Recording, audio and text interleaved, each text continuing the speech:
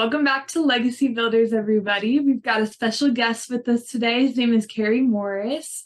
For those of you who haven't been following along, we are in our financial series. So, Dad, if you want to introduce Kerry, and we'll get into a good conversation. Yeah, when Madison and I were talking about our financial series, I couldn't think of another person better than Kerry to bring on. Kerry's a certified financial planner. He's got a great history of just helping people build wealth and structure their wealth. And we wanted to make sure in our financial series that we brought on some experts and some people to help, because we're not experts. We don't claim to be experts and professionals. And we wanted to deliver some expertise and somebody that really knows what they're talking about. And so we asked Kerry to come on and share some things, details, like some meat and potatoes for our listeners. And so Kerry agreed to do that, and we're so thankful that Kerry would come on and share some wisdom and take us, just answer questions for new people, and then even to some of our seasoned people, kind of what they could do here with some money. So Kerry, thank you so much for coming on and taking some time to speak with us. Yeah, you're welcome, guys. My pleasure. We hang out at least on a weekly basis, one way or the other, right? So Right. I think, I commend you for doing this series, because finances is a real confusing thing for a lot of people, retirement, all this investing stuff. I mean, you're just bombarded constantly with just such a stream of information and all kind of stuff. And it's real intimidating for a lot of people. The surveys really show that that's a fact. And, it makes you feel kind of not smart sometimes, or should I do it this way? It's just crazy topic. So it's always great to take a few minutes and try to unpack it, Yeah, Yeah, exactly. And that's what we're hoping that you can help do today. And before we dive deep into that, though, for those that have been following our podcast, we've had Kerry on before.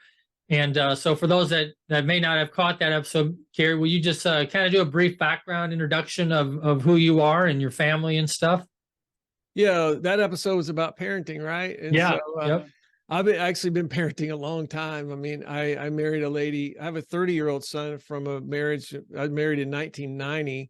So I was 24 years old, and she had 3 from a previous marriage. And so I was like the instant dad of a 5, 6, and 8-year-old. And it was crazy. And then I remarried 22 years ago.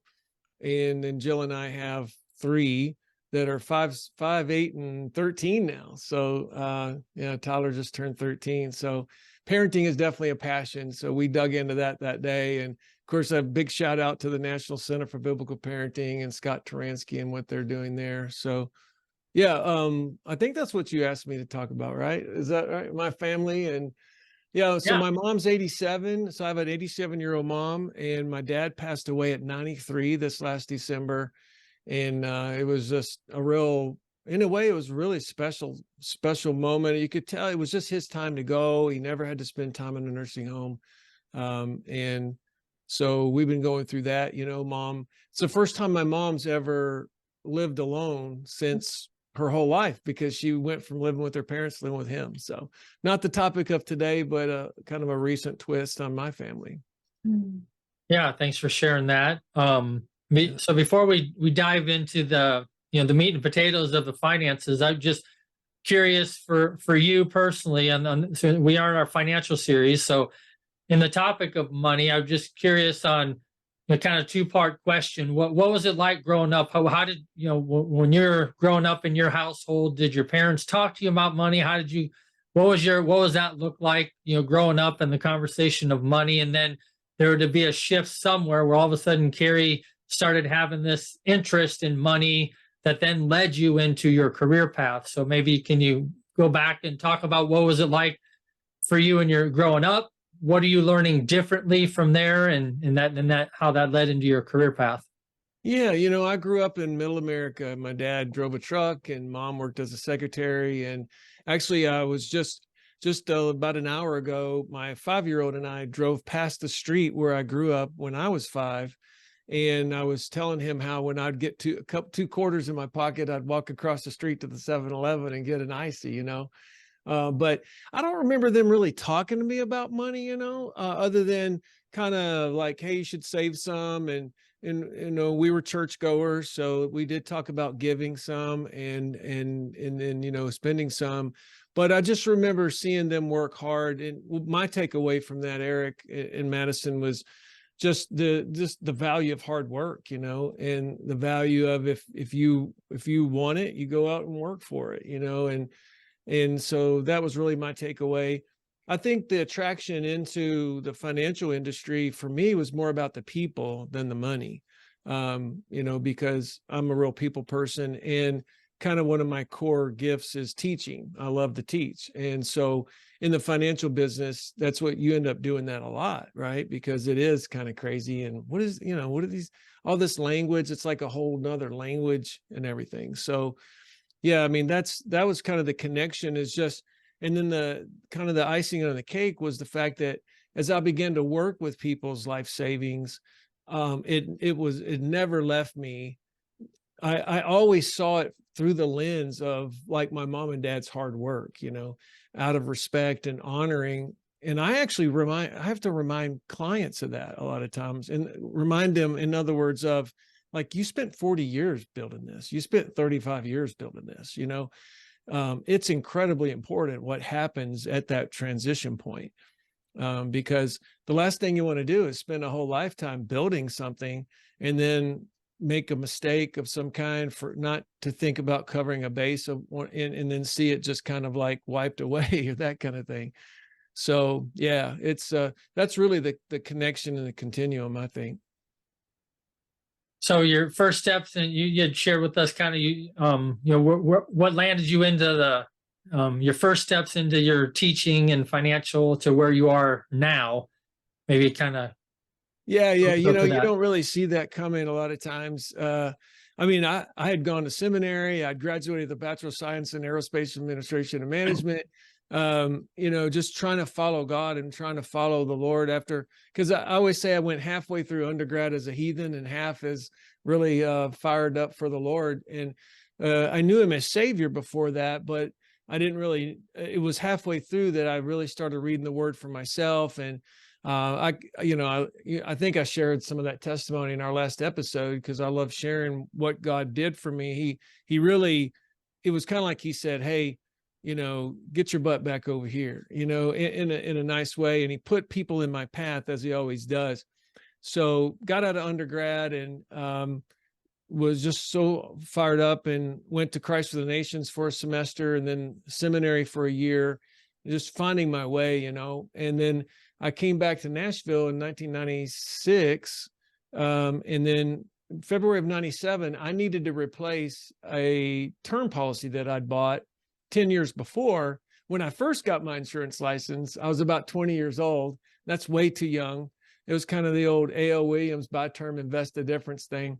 But anyways, 1997, that's when I responded to some marketing. A guy came over and he had more leads than he could get to, and he needed some help. So I remember I wrote my first policy April of 1997, helping him go out and help people get life insurance and stuff. And so it was a lot of term insurance. And it became a fit because I could control my hours, and having kids and stuff, it was nice. And being self-employed. So I always say I've been what the business calls captive, meaning you're not self-employed really, for 30 days out of 25, 26 years, So for me, being independent was always important, because I never wanted Daddy Warbucks upstairs like telling me, okay, you have to use this product, or you have to use this product. And that's kind of a good thing to bring out today, really, is the difference between an independent advisor and a captive, a broker dealer, an individual who is working for a big firm, that they really have to give their first allegiance to the firm and do what they tell them. Nothing against those folks at all. It's just, but it's up to our listener to just know that and vet, can always vet things out. So I know I'm rabbit trailing on you a little bit there, Eric, but yeah, so started off with him in 97 and put a lot of miles on the car, because we were running around doing appointments, and I was sitting at the kitchen table for several years. And my 30-year-old, funny story is I would take him with me a lot in the summers and stuff. And when he was little, and he would sit down on the floor and play Legos, and I'd be sitting at the kitchen table, writing life insurance and helping people get that coverage. So that's kind of where I cut my teeth. And then that led you into where you are now. And you, well, yeah. What's where you at now? How do we get there? Where am I at? That's a good question. I asked the Lord that every day. No, so I did that for several years, and it got to where we would I was kind of friends with a guy in the business, and we were comparing notes, and a lot of times we would make a recommendation for somebody, let's say, to move money out of the market and put it into something principal protected. And we would see that their broker would a lot of times, like what we call poo-poo that deal, right? He would talk again, oh, you don't need to do that, da. And so we kind of realized that if we really want to be able to design and have freedom to be creative and make recommendations and implement the whole planning, that we needed to start a planning firm. So that's when I said, well, what's the best way for me to get prepared for that besides just getting a securities license? And when I say that word security, I'll stop and define a lot of stuff today, you guys, because I think a lot of these words just fly right over people's heads. Yeah. Right? So stocks and bonds and all that stuff, they're called securities. And there's a certain kinds of licensure that you have to have in order to actually facilitate a transaction or advise on those securities in the market. And so besides just getting that licensure to be able to then do the insurance and investment side, I saw really the certified financial planner credential as the most respected, the most difficult to get, frankly. And so that's when I started I said, if we're going to open a planning firm, I really need to, I want this education. And so what is normally about 2 years of education, I took a 9-month intensive. So it really was like we were running the practice on a daily basis, and I was studying at night. I was studying like 16 hours on Saturday, no exaggeration. I'd go to church on Sunday and study about 8 hours on Sunday. And then you set for that exam, and they give it 3 times a year, and it has about a 52% pass rate. Wow. So thank God I passed it the first time I sat for it, because Tyler was born that next year. And if I'd have had little kids at that same time, it would have been really tough. But I'll tell you, it was an amazing education. And so the CFP curriculum is very comprehensive. It's what it says, certified financial planner, but it's really comprehensive in nature. So you're covering everything from all sorts sides of the insurance business, all over to the investment side, retirement planning, cash flow planning, income planning. And so it was a 10-hour 2-day exam. So, but that sent me off into that world of being a planner and people coming in, us looking at their nest egg and then building a full-blown plan and being able to think 360 degrees, which takes practice. A lot of people are very siloed as they normally would be in life in different verticals of our industry. But what I had the ability, like I got the opportunity and the luxury to do for many years, was to sit down and just think comprehensively in 360 degrees, because you're incorporating tax, of course, investment risk, protection piece, the income piece, and that's really one of the first nuggets I hope somebody could kind of lock in their brain today, is just to think about things of their financial world in these separate pieces, but then how can they be coordinated together to really complement one another. That's the biggest thing, and with that idea, the other big rock I would want people to take away from this today is that, to say it in a one-liner, we always say that your 401k plan is not a financial plan. Okay? That's good. It's just one bucket of money that's usually all in the market, and there's not a lot of choices there. So people talk about diversification, and that term gets thrown around a lot, but in the modern world, most portfolios, the stock market tends to kind of go up and down all those asset classes together, all those different, small cap, mid cap, and I can define what that is. So when you hear all those words, you guys, about portfolios, if you hear like small cap, that's just the smaller size companies in the country, which still would seem pretty big to us, like 10 million and below is a small cap company, for example. And then you got the middle-sized companies, mid-cap. That word cap just stands for capitalization. That just means if you multiply the price of their stock, like you see on TV flashed up there, times the number of shares they have outstanding, then that product of that multiplication problem is basically the book value of that company. So I know I just got in the weeds, but I don't know, maybe somebody's going, oh, okay, I wondered what that was. Yeah. But, and then there's emerging markets, international. That just means companies that are located in different places. Emerging markets is like countries whose economies are kind of growing, their societies, their middle class is growing, really, is what the deal is. So having said all that, people think diversification is just being across all those different categories. And it is maybe a form of diversification, but it's not really true diversification, because all of those boats tend to kind of rise and fall together if you kind of watch the market go. It's just some of them rise a little faster and a little deeper. They'll go higher and deeper. Some are a little more in the middle and don't go up and down as much, which that up and down is called volatility. So there's another term for you. We should have sent out a study guide. We should attach a study guide. Oh, Right. with all the definitions. Yeah. But yeah. And so when I think about diversification, I think about blocks of money that are really doing different jobs. One of those jobs is in the market. Another job is to be principal protected. Maybe another job is to be principal protected, but growing for a guaranteed income stream. So we'll kind of let that lie right there for a second. And let's go back to when the major shift in our country.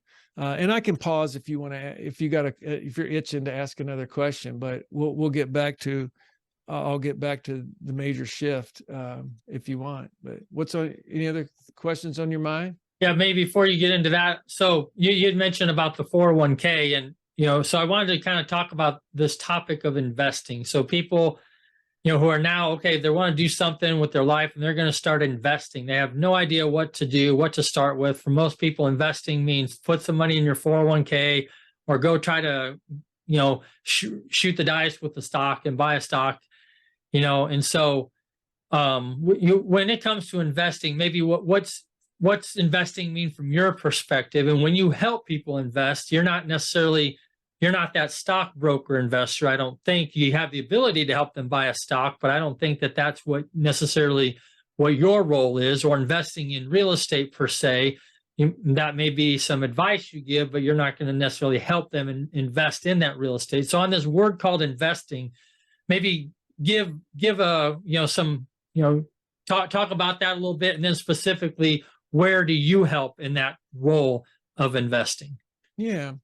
So when you think about investing, we could have anything here's this phone, right?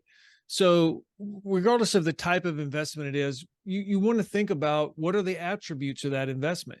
Do I need a long time horizon for that particular investment, or is it a shorter thing? So in true investing is always going to be longer term. Okay. Because the definition of something short term is called speculation.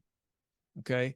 So that's a big difference. And so a lot of people, we're in a microwave. We're in a microwave society. Oh, my brain stopped and said it's even smaller than a microwave now, right? People have an attention span of like 9 seconds, if that. And they just want it now, right? They want it to happen real fast. But that's not investing, And so when it comes to, like you mentioned, real estate or single stocks or stock index funds, and we can talk about that. Each one of those things has a different attribute. They have different characteristics, and you have to make sure that you're okay with the negative sides of those, and obviously you're good with the positive, or if there's something about that you like. So let's stay with real estate for a second.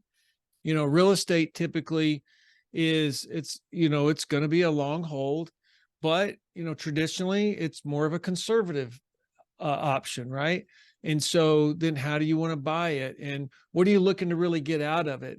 So that's the next thing, is besides understanding the pros and cons and the attributes of what's going to happen to your balance, so to speak, or your value during that time horizon, okay, during that 10 years, during that 15 years, what is that going to look like? Again, my hands going up and down, that's called volatility, right? So how volatile is it going to be? Because you got to be okay with making that ride, right? Because the last thing you want to do is get all nervous. And, what do people tend to do? They tend to sell low and buy high, right? Because as humans, we're not wired to be great investors. We're just not. We're not. It takes a very strong discipline. Like I've been around a lot of traders, like literally traders from the pits in the S&P 500 in New York, or been to Chicago to some of those options traders, and it's a different breed. They learn to just cling to their rules and their discipline, like it's the buoy or the life preserver, and every time they stray from that discipline, they get burnt, and they know that. And so you got to be okay with that journey. But the other thing about, before you get into it, is what is my end game here? What am I trying to accomplish? Because if that investment's not going to get me to where I want to go, what good is it? Who cares? Who cares if it was just on CNN or Fox, or featured on this or featured on that? Everybody's just trying to sell you something, like commercial. If you watch TV and you're getting your advice from there, well, they just need your eyeballs. That's all they care about. They want your eyeballs. Nobody. And so that's where sitting down and having somebody who does it every day look at and listen to what you're trying to accomplish, look at that end game, and then helping sort out some of those pros and cons. A lot of information on the internet, but you got to know what to ask for off the internet, right? You got to know what to look for and kind of get a sense of it. So anyways, so that's a big thing. Think about the journey. Are you okay with that?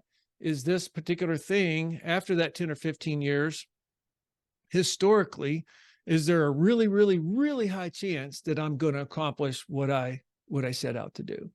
And if it doesn't meet that criteria, then don't do it. You got to find a different tool, a different employer, so to speak. So you're taking your money and you're investing it in this thing, and that thing is supposed to work for you. It's like an employee, it's supposed to go and obviously try to make you money. And so that's really kind of the high level. Help me, Eric. What did I not answer as part of that? No, that's really good. I think the only thing I was thinking of, if you could expound on, a lot of people in what you do, and correct me if I'm wrong, but in the topic of investing, outside of the stock, the mutual fund, the 401k, the real estate, you're helping people also invest in life insurance products, not solely, but that's also another bucket, if you will, or the investment that people overlook, and they don't understand how that's an investment. Maybe if you can just cover that. Yeah, and that's where we can broaden our definition of the word investment, right? To investment, it doesn't have to mean stock market. It doesn't have to mean that extreme high type of risk. Because if we just look at, we invest in our kids, right? We invest in our friends. We invest our time, talent, and treasure in a lot of things. And so what I think you're really alluding to, Eric, is like all these non-mainstream type tools that at one time in history were mainstream, that people don't know about and overlook. And so thank you for the segue back to my story, wanting to go back and talk about this big shift that happened in 1978. And that'll lead us back to, you were asking about permanent buildup of cash in life insurance, specially designed life insurance, which, like you said, and just for the record, I do all these things, right? So I do annuities, I do investment, I have clients invested in the market, and I manage that. I get paid to manage that. And I'm not a stockbroker, like you said. So short rabbit trail on single stocks, because we didn't hit it, and then I won't forget where we are, I promise. So let's jump off on single stocks for just a second. The reason why I'm not your single stock broker, so to speak, is because my clientele is what we would call mass affluent, middle America, middle to upper America, some high net worth. But in those people in that category, really, because single stocks carry a whole nother set of risk to them that, say, a mutual fund where you have 200 plus companies similarly in the same fund, you're spreading that risk across 200 companies, right? Versus one company or 5 companies or 10 companies. And so the thing about a single stock is you literally own a little piece of that company. So you have the risk of what happens in the accounting department. If somebody decides to cook the books, you have what we call CEO risk. You know, if the CEO goes off on a tangent, and there's all these extra things that can affect that stock price, right? And if a piece of your money is all in that one company, or 10 of those or whatever, then you're subject to all that. Now, where I think single stocks are great is that if any of my clients, let's say that they want to start kind of learning and playing around, you know, I encourage them all the time, take 10 grand and open up a brokerage account and start playing with some stocks, you know, like get in there and feel it and see how it is for yourself. Or obviously, once some people's wealth gets up to a certain point, you know, past, say, a couple $1 million, $2 or $3 million, something like that, and higher, then they've got the means to basically create their own really wide investment pool of single stocks. You know, does that make sense? Mm-hmm. So just wanted to kind of jump into that for a second. And so that's why we're going to be a little more conservative than that with our general retiree client, because we got to make that block of money last, right, their whole life. So back to what I keep referring to as kind of the big change in our country. That was in 1978. And that's when really the first 401k was started. And so we had a major shift in that point going forward, where companies, instead of having pension plans, right, which is the fancy word for that is a defined benefit plan, because the benefits on the you're getting towards a guaranteed check like Social Security or something on the back end of your work life. They went to defined contribution plans. That's 401k.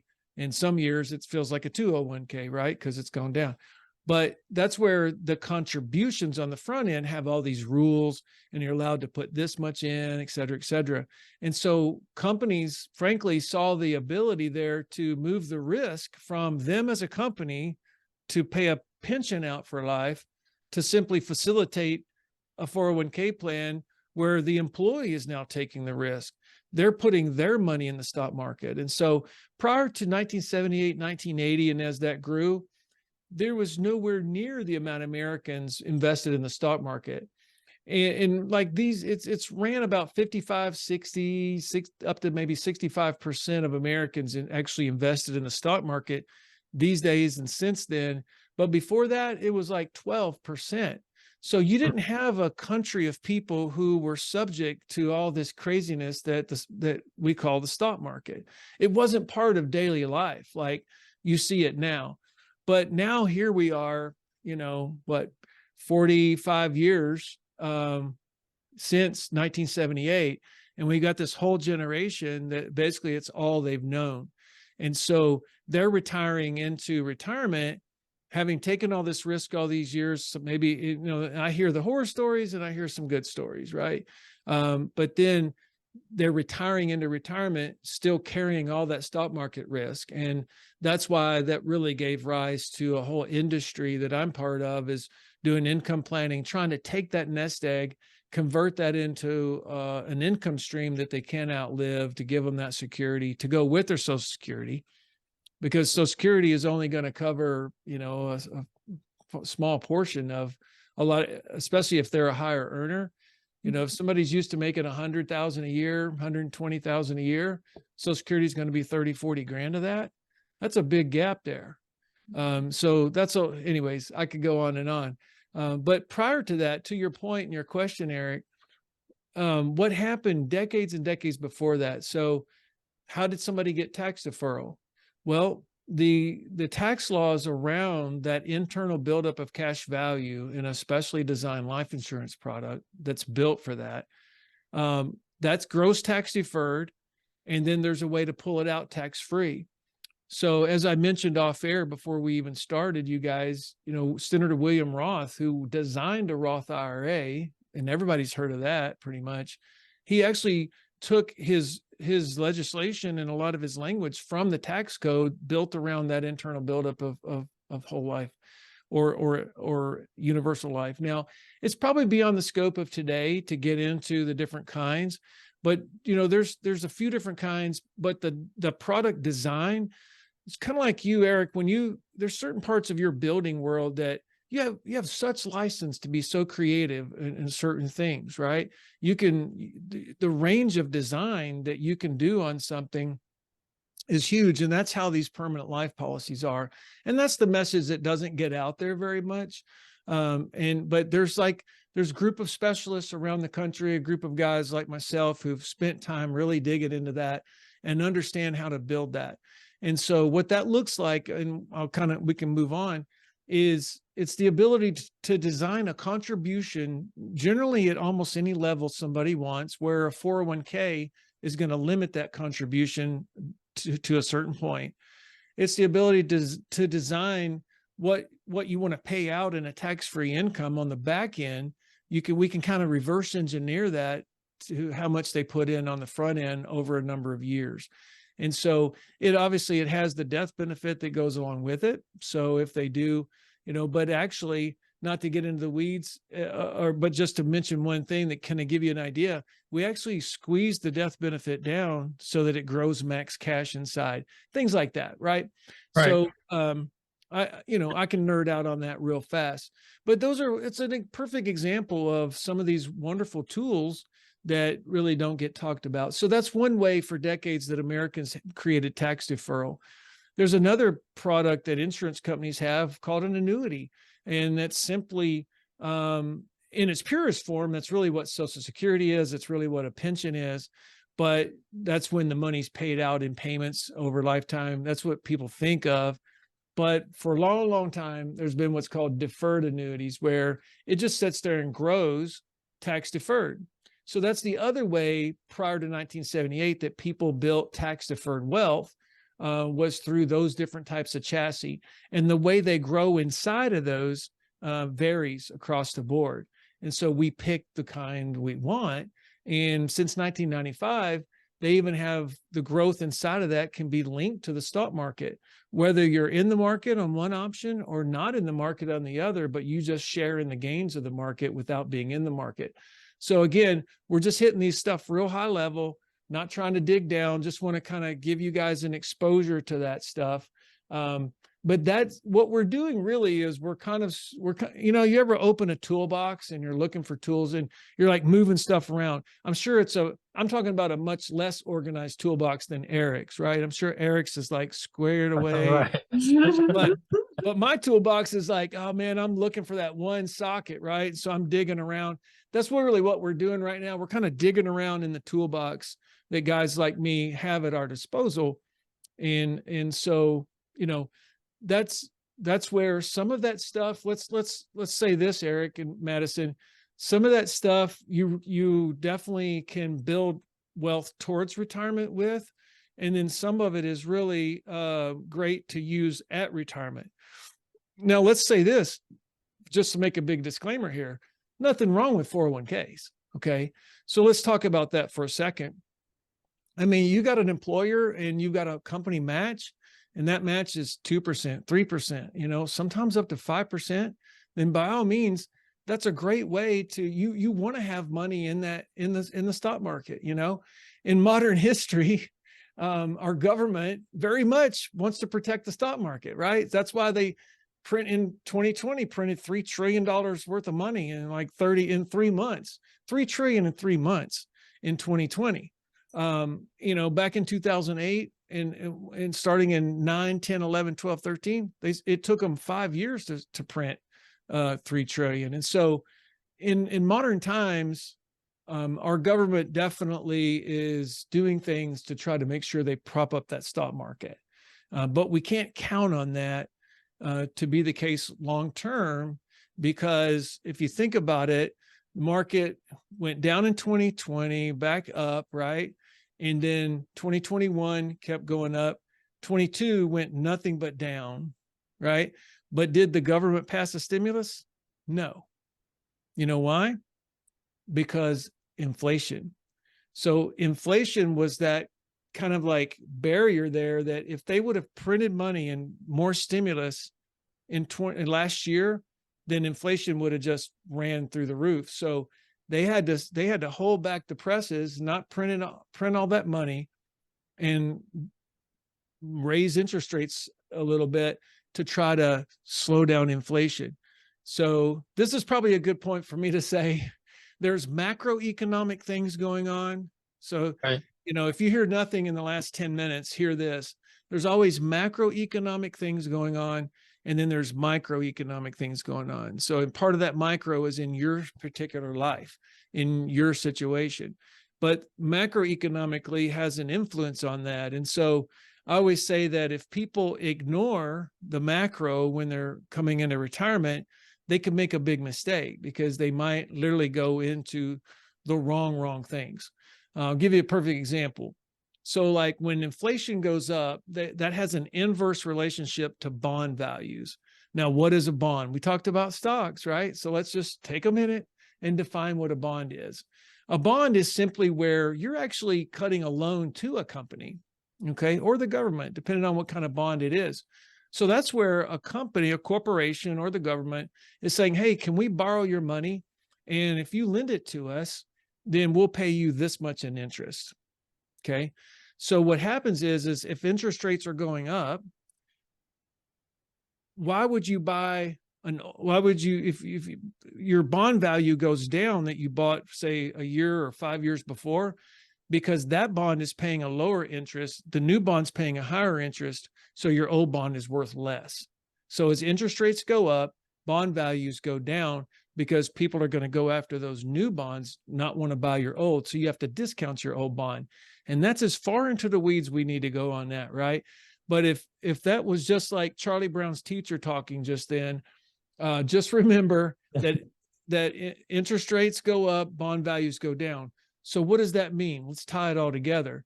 I was talking about macroeconomics and being aware of what environment you're retiring into, right? Or being aware of what kind of macroeconomic time you're in. So if interest rates are going up, and that's really hard on bond values, is that a good time to sink a lot of money into bonds? Probably not. No. Madison, go like this. No, because you don't want to invest in something that's going down, right? Right. So you just have find different ways, and so physical gold and silver is another example, Eric, of one of those, kind of non-mainstream type things, and we talk a lot about that, Yeah. So I hope something in all that maybe helps somebody, just kind of talking about the big picture and how to think about these things. Yeah, exactly. We appreciate all the details. So to kind of wrap things up, if you will, because we're getting close, believe it or not, we're getting close to run out of time. Went fast, didn't it? I know, it just goes. But so speaking really quick to three different people. First person, new person, they're just learning about investing. They've been just living, going to work, home, expending their money. They're finally realizing I need to start doing something at this investing. I need to get control of my finances. What do you say to that? What do you say to that person? Yeah, exactly. So, that's where debt reduction is good, but you gotta get some extra money. And the first place that's going to go is towards some savings, building that emergency fund. And then if, you start having some extra money to invest, then once the emergency fund's built, I really recommend you just open up a brokerage account and do a little research and look up index funds. Okay.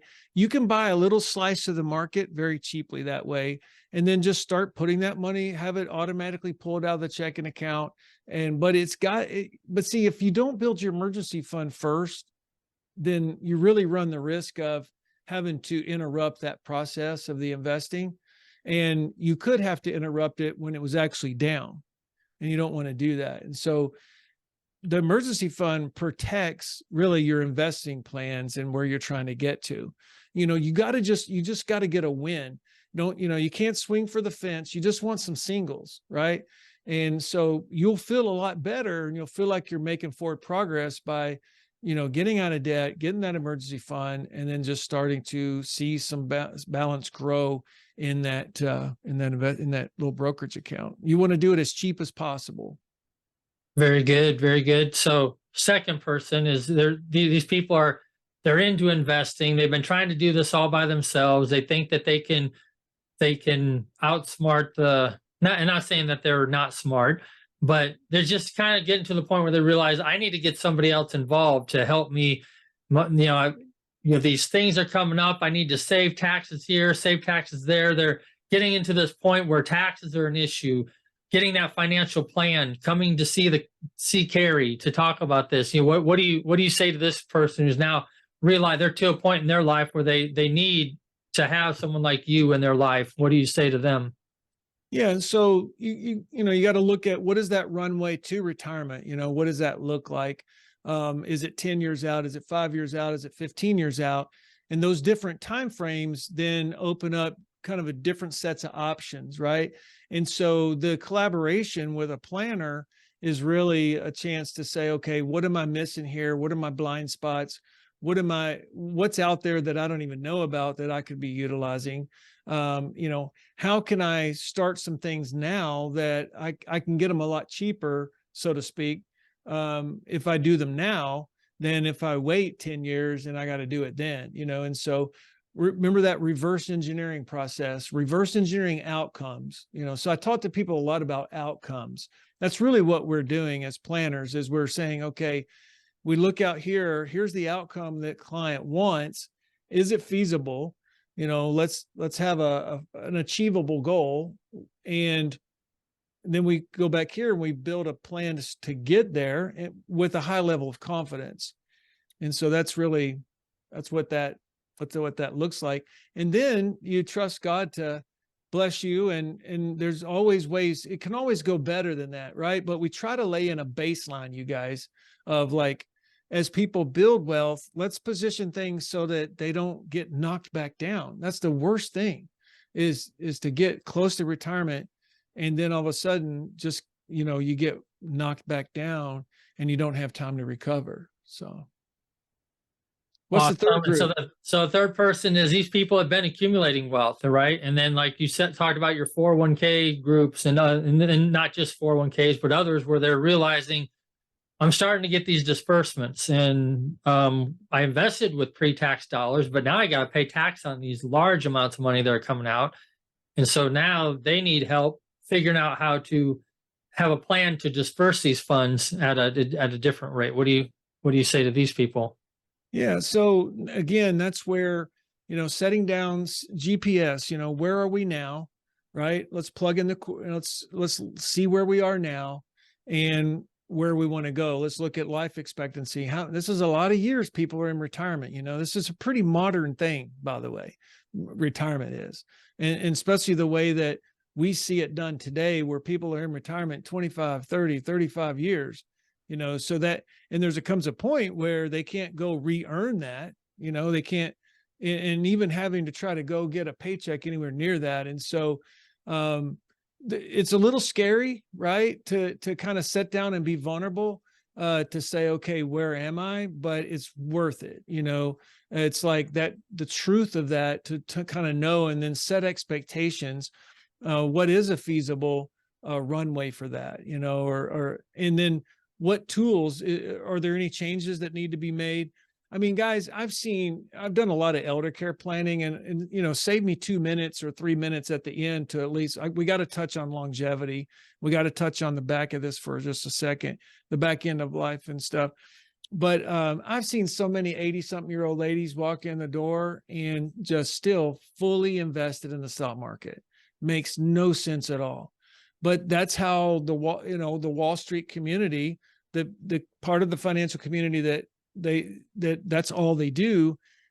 In their minds and hearts, that's okay, but it's really not, and I wish I had $1 for every time I've heard, well, that's what I just did, what they told me to do, and that kind of thing. So be verbal about it, interact, don't be afraid to push back and ask, well, okay, why is that? Well, explain that more to me. Dig in there, because it's your money. You work so hard to get it, and the stuff's got to make sense to you. Yeah, down deep, and there's a lot of technical stuff, and there's details of these things. But if that advisor can't give you the basic pros and cons, and here's why, this is the pros and cons, and just help you understand the basic construction of that particular vehicle that's going to hold your money. If they can't do that, then you probably need to move on, because there sounds like just a salesperson, and so they have to get in the boat with you and really understand your situation. We call that discovery. And so but see, that's the fun part to guys like me, you guys, is because it's really an art and a science, because you're dealing with humans. So can I take a couple minutes and talk about the other or go ahead, Eric. Yeah, so no. So in conclusion, what else would Kerry like to share that we have not talked about? And then we'll kind of wrap up on this last thing here. So the subtitle of my first book says it all. Okay. So I don't know if you can see this, but the title is When Retirement Goes Bad, Life Sucks. So it's a pretty provocative thing. But I sat in my office with over 700 families when I was doing elder care planning, who were sent to me by the care community to help them unlock VA pensions, design cash flow plans, try not to run out of money. These were families who were at that point of having to pay for care. The subtitle to the book is The Hidden Defect in Your Retirement Portfolio That Everyone Wants to Ignore. So we talked about the first part of my career. We've talked about really the middle of my career. The rest of my career, my professional working years, is going to be spent in primary. And I have my practice, and I still run that, and I take care of my clients. But we launched a company called Honor Shield, and you can go to honorshield.com and check it out. And then I wrote this book as a combination of things that I learned during those decades, and really in the conference room with those families, and seeing what the high cost of aging really does, the devastation of that. And so if you think about everything I've said today, from the generation that everything was in 401k and IRAs and all this stuff, the thing that's been most neglected by the industry is planning for this other part of life, where 70% of the people statistically are going to need some kind of care. They're going to have some type of cognitive, like Alzheimer's, dementia, or a mobility issue, where they're going to need the assistance of another person on a regular basis. And so the second book we came out, so this book is built around 4 stories. The happy-go-lucky couple, the high roller couple, the widower, and the divorcee. And then it's got wisdom chapters in between there. And this is to kind of wake you up, is the purpose of this book. And then the second book, that's I don't even have a copy of yet, because it's literally going to print Monday. Nice. It's called Financial Survival for Families in the Grip of Dementia. And it's more of a toolkit book. So it's totally like start to finish, all these different solutions and things that are out there in the marketplace. And so that's why it complements the first book quite well. So I just want to say that is that you also have to work with somebody who's going to look out after you for those years. And when I bring up this topic, most people probably just think about like traditional long-term care insurance. But for a long, long time, there's been much better ways, because traditional LTC insurance is kind of known to be really expensive. It's known to be hard to get. It's use it or lose it. Nobody likes that. And the price is never locked in. And so what Honor Shield is trying to do is go around the country and train advisors and speak to through media in different ways, get the word out that there's a lot better ways to plan for it than that. That's more of a win-win. Where let's say that those last 2 groups of people you talked about, Eric, you're able to allocate. See, it's back to an allocation, right? So that's the first time I've used that word today, but we've really been talking about how do you allocate your money to different things so that over time it creates a an outcome that's all part of one single plan.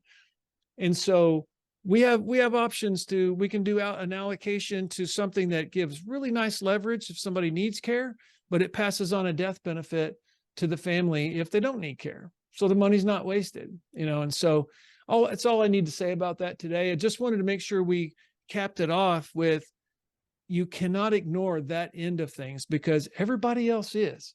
Like the industry's ignoring it. What I say, the industry, I'm talking about Wall Street, most of the financial industry, they just don't want to deal with it. They don't want to talk about it because they don't know what to do. So we're creating a new kind of specialist called a care funding specialist. And the real cherry on top of this is that we now have actually a solution for people who are in care now. So it's actually something that they can get that will fill that care gap and give a family peace of mind knowing that they'll have, let's say their gap is $4,000 a month, they're upside down. Well, the family's seeing that money just flush out, right? Month after month after month, that they're pulling $4,000 out of somewhere. And so this has an ability to allocate some dollars to it's underwritten, especially on that individual. So it's the least amount of money possible to create that $4,000 a month, for example, that'll never run out the rest of that person's life. So now we're able to look at that full spectrum of pre-planning for person, doesn't need care yet. Maybe they're 55, 65, 70, 75, even up to 80. And we can do the crisis planning and really help those families. And so that's, thanks for letting me say that, because it's a big passion of mine and people don't know about it. Yeah, no, that's awesome. I appreciate you bringing that up. And as you can see, listeners, there's just a lot of components involved in our finances, from, like Kerry had said, just getting started to now this post-care planning. And we need a team, and that's why I bring Kerry on. You can tell he's got a wealth of information, wealth of knowledge, and he can help people get you to where you want to be, and in detail knows everything in between. And so I would just highly recommend, if you have questions, we'll put all that info underneath on our post. So if you want to reach out to Kerry and see if that's something he can help you out with, or just know that you need to reach out to somebody. And Kerry, we appreciate you coming on and just exposing this world of money, this world of finance and planning. Is just a lot of information. It's good to know there's people like you that we can go to help us through that process. So thank you so much for taking the time to share with us today. Yeah, my pleasure, you guys. I mean, kudos to you again for including this, because I know our hearts are for families, and this is a big part of it. One of my pastors years ago, he said, "Hey, money's right up there with oxygen," and so you kind of got to have it. And, God wants to bring that provision and empower people to walk in their callings and in their purposes. And, this is a big part of it. And really it's stewardship, right? So we didn't bring that word up, but I know we want to wrap up, but yeah, glad to be again with you guys. I love you both, and I love what you're doing here. So yeah, blessings. See you tomorrow. Thanks again. And thanks again for those who tuned in to listen. And we trust that you got something valuable out of this, and also provided somewhere where you could go to get some questions answered. So until next time, we'll see you next time on Legacy Builders. Thank you guys so much for joining us today on the Legacy Builders podcast. Make sure to subscribe so you are notified when a new episode is posted. Now go out and take your first steps in building your family's legacy.